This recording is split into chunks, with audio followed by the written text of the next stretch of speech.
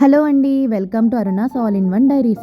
ఈరోజు మా ఇంట్లో మా ఇంటి స్టైల్ చింత చిగురు పప్పు చేశాము. సో దాన్ని తయారు చేసే విధానం చూసేద్దామా. ఫస్ట్ పప్పుని బాగా వాష్ చేసుకోవాలండి.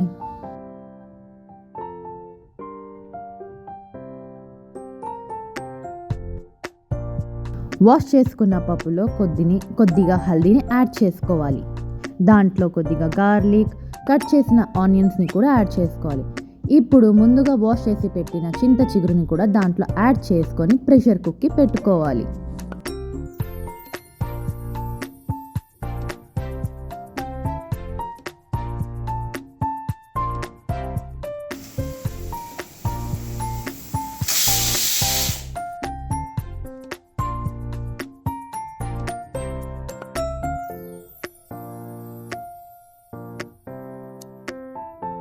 ప్రెషర్ కుక్ అయిన పప్పుని అలా పప్పు గుత్తితో బాగా మిక్స్ చేసుకోవాలండి.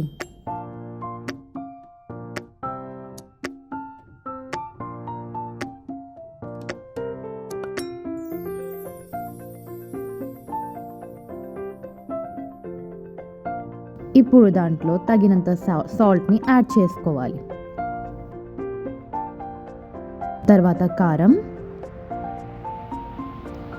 ముందుగా నానబెట్టిన చింత పులుసును కూడా దాంట్లో వేసుకోవాలి.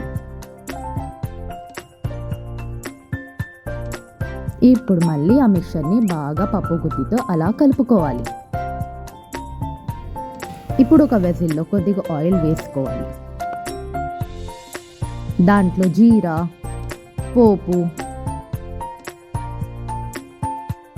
ఎండుమిరపకాయలను వేసుకొని మనం ముందుగా ప్రెషర్ కుక్ చేసిన పప్పును దాంట్లో వేసుకోవాలి.